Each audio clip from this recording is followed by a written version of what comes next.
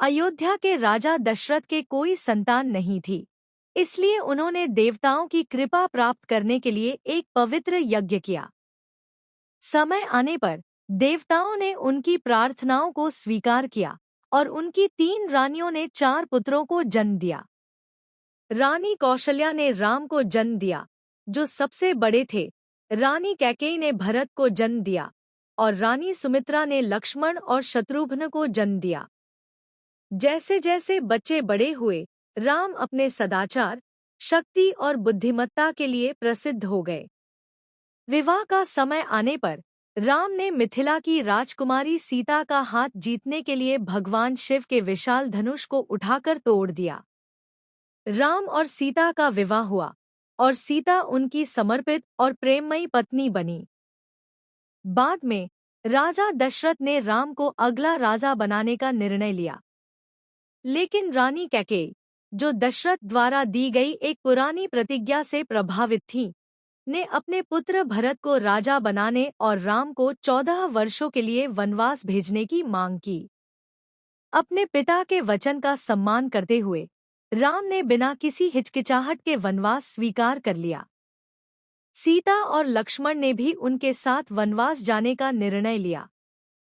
तीनों कई वर्षों तक वन में शांति से रहे, लेकिन एक दिन लंका के राक्षस राजा रावण सीता की सुंदरता से मोहित हो गया। उसने उन्हें धोखा दिया और अपने द्वीप राज्य लंका ले जाकर उनका अपहरण कर लिया।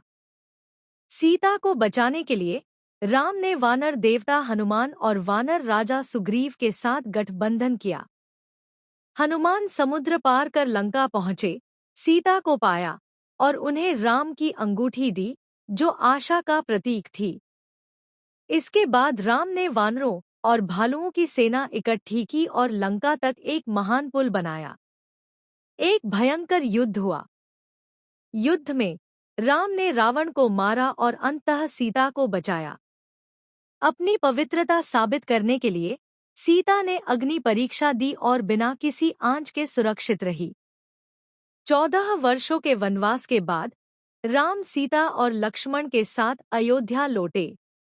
उन्हें राजा बनाया गया और उनका शासन रामराज्य, शांति, न्याय और समृद्धि का स्वर्ण युग माना गया। लेकिन समय के साथ लोगों ने फिर से सीता की पवित्रता पर सवाल उठाना शुरू कर दिया। हालांकि वह निर्दोष थी, सीता ने राजमहल छोड़कर वन में रहने का निर्णय लिया। वहीं उन्होंने जुड़वा पुत्र लावा और कुशा को जन्म दी। कई वर्षों बाद सीता अपनी माता पृथ्वी को वापस लौट गईं, जिनसे वह जन्मी थी। राम दुखी लेकिन कर्तव्यनिष्ठ अपने शासन को जारी रखा जब तक कि उन्हें अपने दिव्य स्वरूप में लौटने का समय नहीं आया और उन्होंने पृथ्वी पर अपना मिशन पूरा किया।